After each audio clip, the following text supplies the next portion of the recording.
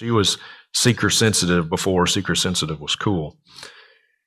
Very odd incident, though, in Amy Simple McPherson's life. So she disappeared one day, allegedly disappeared on the beach, and just vanished, and nobody knew where she was.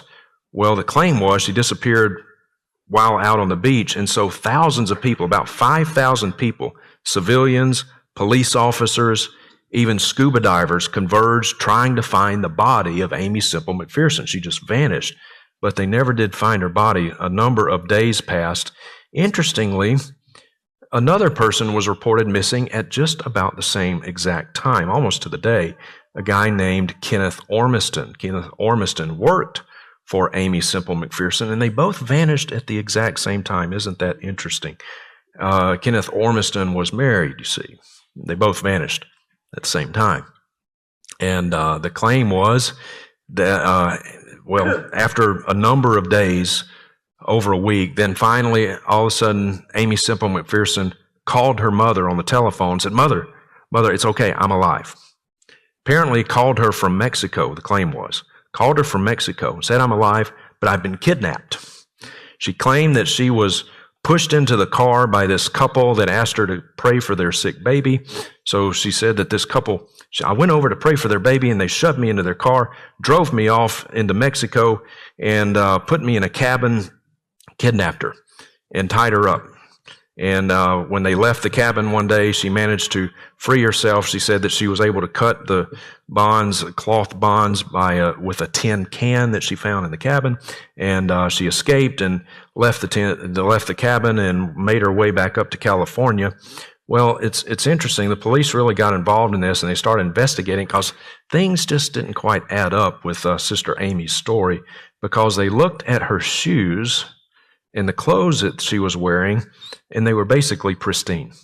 They weren't dirty, they weren't ragged, didn't really match up with someone who claimed to have been kidnapped, thrown into a car, tied up in a cabin, and managed to escape by using a tin can. So what obviously happened, Amy Simple McPherson and Kenneth Ormiston had an affair, and they made up the whole story. It's a charlatan. William Branham. William Branham is the father of the post-World War II healing revival movement. Branham taught that only those who accepted his teachings would be saved. He prophesied that all of the world's denominations would be consumed by the Roman Catholic-controlled World Council of Churches, and Branham said that this would happen just before the rapture and the destruction of the world, which he prophesied would happen in the year 1977. Well, we're a few years past 1977, aren't we? And yet we're still here. He denounced the Trinity as a demonic doctrine. I've actually got audio of William Branham saying this, and he said, and I quote, "Trinitarianism is of the devil, thus saith the Lord." It's oneness theology, what T.D. Jakes is to this day, modalism. He proclaimed himself to be the angel of Revelation 3, verse 14, and he also claimed to be, and I'll give you two guesses and three guesses to them. Elijah. These people were fascinated with Elijah. So, false prophet, charlatan. Catherine Kuhlman. Along with Amy Simple McPherson, the most famous female evangelist, Catherine Kuhlman was the inspiration for Benny Hinn to do what he is doing today. Watch this short clip of Catherine Kuhlman. The church is precious. Oh, if you only knew how precious is the church. How precious is the bride of Christ. If you only understand.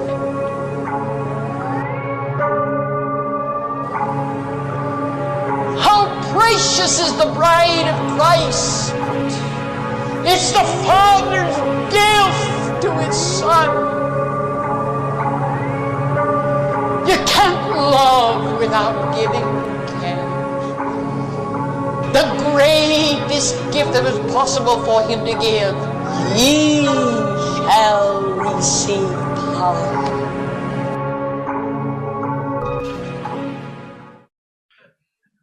Just in case you've been sleeping a little too well at night, I